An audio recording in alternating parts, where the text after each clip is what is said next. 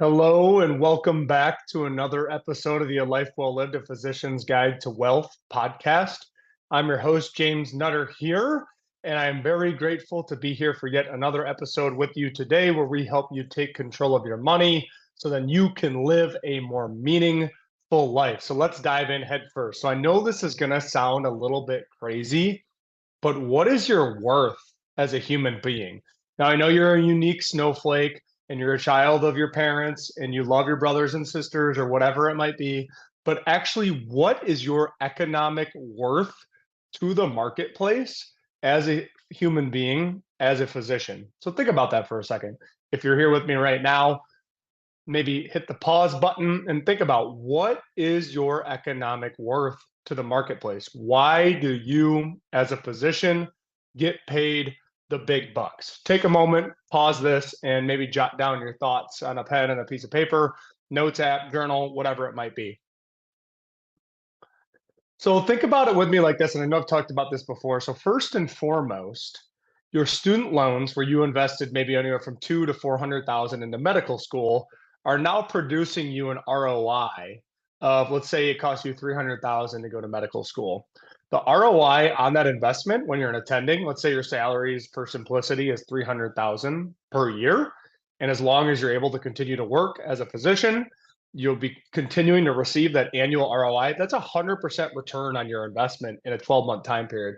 So there aren't many investments out there where you can have 100% return ROI year after year after year. You plug in 300,000 and you get 300,000 out of it with little to no risk as long as you're able to continue to work as a physician. So keep that pen and piece of paper out, and we're going to walk through a little exercise right now together, or use the notes app on your phone. So in figuring out what your worth is, first and foremost, let's take your annual income, figure it out right now. You can take the gross and let's just divide it by 2,000. That's the average number of hours that Americans work. Yes, I know you as a physician, you probably work more than that, but for sake of simplicity, let's just say 2,000 hours a year. So in this example, once again, I'm going to use 300,000 as the income. Once again, just in this example. So that's going to equate to an hourly rate of $150 per hour. So let me ask you, pause this, calculate your hourly rate. Have you ever thought about on a per hour basis that is your worth, your economic worth to the marketplace, the value that you bring to the marketplace? Have you ever thought about it like that? If so, awesome. If not, continue on with me. And I would say, if so, please continue on with me as well. So every hour on the hour, when you do tasks or perform procedures or see patients, in your contract as a physician, you are worthy of $150 an hour. So if you're performing surgery, it equates to 150 an hour. If you're seeing a patient, it equates to 150 an hour. If you're doing notes and admin, it equates to 150 an hour. If you're doing things that aren't spelled out in your contract, but you're being told to do, that's $150 per hour. And you did review what contractual duties you have and negotiate for the ones that you want, right? Or you did at least review the actual duties that your employer expects of you within your contract, right? If not, go back to my physician employment contracts episode. I think it's episode 4 or 5, and Spencer Lichtai will go into depth about that. However, keep in mind that you may not have to do all the admin and notes and tasks and things like that if it's not spelled out in your contract. And once again, is there someone else who could be doing those tasks in place of you? Is there a PA or a nurse or another support staff member that could do it? Because you get paid hour by hour when you're in your specialty strength zone.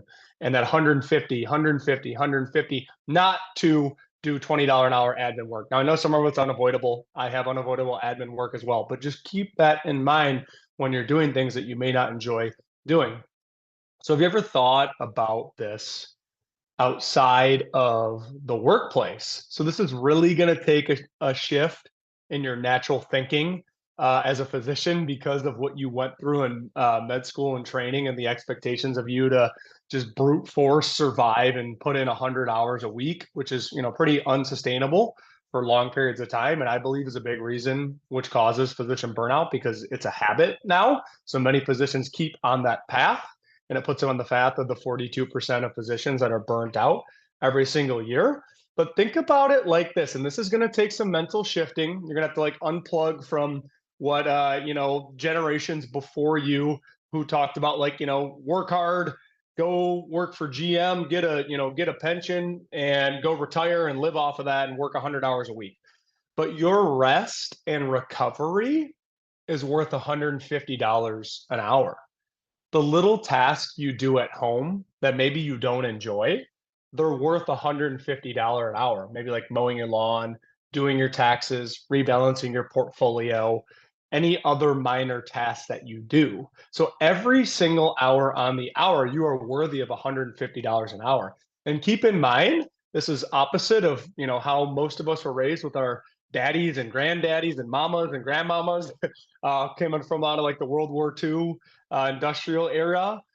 Rest and recovery are key skills to success. So you have to protect and guard your rest and recovery. So when the gun goes off on Monday, or the gun goes off when you need to be on call, you're ready to go to get right into your strength zone. And the only thing that I would add to this is don't be the richest one in the graveyard and don't burn out and have to end your career short, right? Prioritize your rest and recovery as if it was worth $150 an hour, as if it was equivalent to performing a procedure on a patient. So when you trade, also when you can trade your money to pay someone $20 an hour to do the same thing that you don't enjoy, you net the delta between 150 and $20 an hour. So you have a surplus of $130 an hour, and you also can spend that time doing whatever the heck you'd like to be doing and save yourself an hour. So if that's your rest and recovery, if that's delegating to a nurse practitioner or a PA or anything it might be. So do you really, truly understand this? Pause this and think about it. Or these can be tasks at home, doing your taxes, building a portfolio, building a financial plan, figuring out PSLF, all the different things that apply to you. So we run into this all the time. I had a couple meetings in the last couple of weeks with physicians who want to invest their time on their own as DIYs to take control of their money because they enjoy it. And I totally get it. I totally understand it. But just like me, if I'm not spending my time on the side trying to figure out how to be a surgeon and remove my gallbladder if I have to, just in case something happens, I would just kind of view it in that light, right? I know you might enjoy it, but you also have to think of the opportunity cost and doing things on your own versus hiring a professional or surrounding yourself with a capable team to help you complete the mission.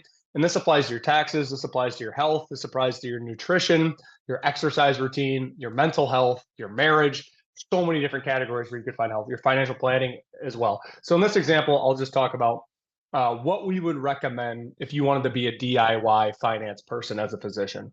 So we'd recommend at least 60 minutes a day, 5 days a week, and you can even take weekends off, about 260 working days per year.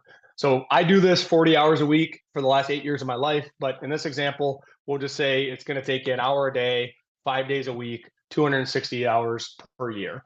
And the 260 hours a year is to keep up with the economy, keep up with the market, rebalance your portfolio, keep up with student loan news, monitor changes in new funds in your retirement plan, study all the funds available to you, figuring out whether or not you're going to do an HSA or FSA, figuring out backdoor Roth planning, figuring out different inflation rates, figuring out how much you need to save now to hit your goal to buy your dream house in 10 years or send your kids to college in 18 years, all the different moving parts, let alone all the feeling and behavioral side of finances, like maybe having that hard conversation with your spouse and setting goals together and going after them, and all the day-to-day money impulse decisions and all the major decisions you think about and weigh out, buying the house or not, buying the car or not, paying down debt or investing or some type of balance between the two. What do we do?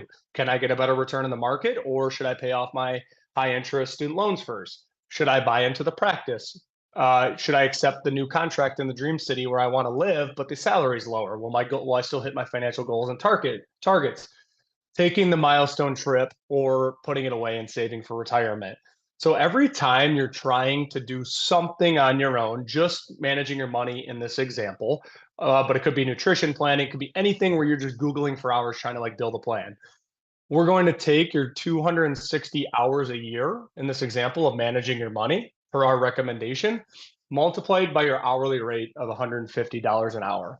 So it's costing you $39,000 per year to be a DIY financial planner. And I know it's super sexy to talk with all your friends at the cocktail parties about your Bitcoin accounts and your returns and how you solved and conquered PSLF and all the different things. But you have to take a moment and take a step back and think about the opportunity cost of the time away from your kids, the time away from your spouse and partner, the time away from your rest and recovery. Because sitting in front of a computer screen trying to figure out your portfolio at 8 p.m. on a Tuesday night is not rest and recovery. You're not going to sleep very well after that. So you have to factor in all the different opportunity costs, doing things that bring you joy, spending time by yourself to focus on your self-care, spending time at the gym, there's all these different potential opportunity costs. So I just wanted to take a step back and have you truly think about your worth and how you're spending your time on a day over day basis. And are there people in your life that you can surround yourself with to complete the mission? All the most successful people in society,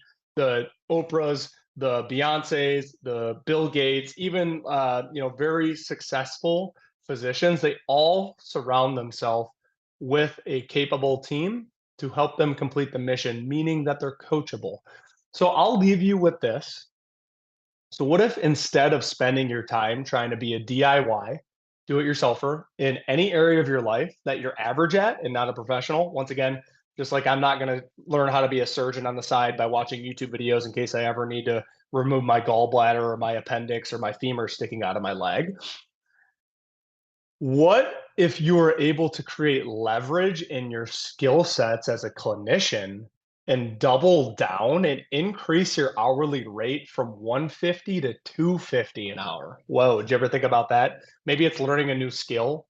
Maybe it's creating some type of med device that you could bring to the world, maybe some type of new prescription that you could bring to the world. So what if spending all the time that you're spending in being DIYs in areas of your life, you double down on medicine and what you're already extremely gifted at and you've already sunk $300,000 into, not sunk, but invested $300,000 into to learn a new skill? And what if also maybe you spent this time pursuing things that brought you joy?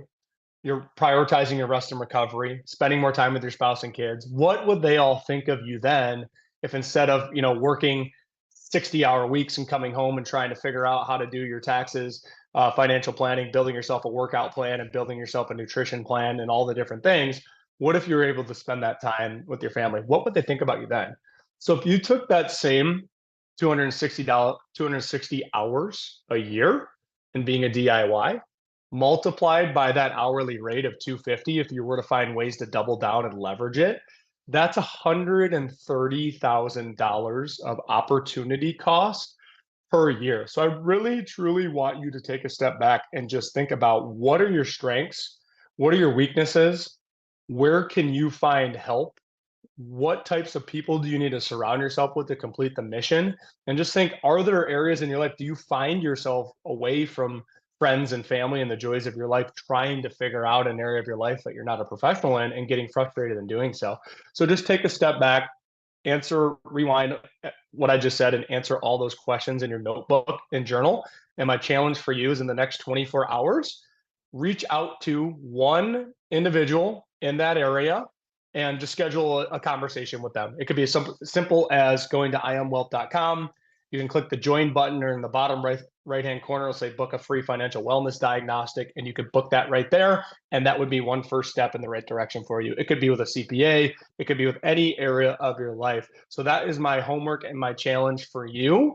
And I thank you so much for your time, because you just spent probably 15 minutes with me and we just figured out your hourly rate. So that's how much that time just cost you. But then again, you're investing back into you and your growth and learning something new. So I will see you on the next episode of A Life Well Lived. And between then, spend your time wisely and do what brings you joy.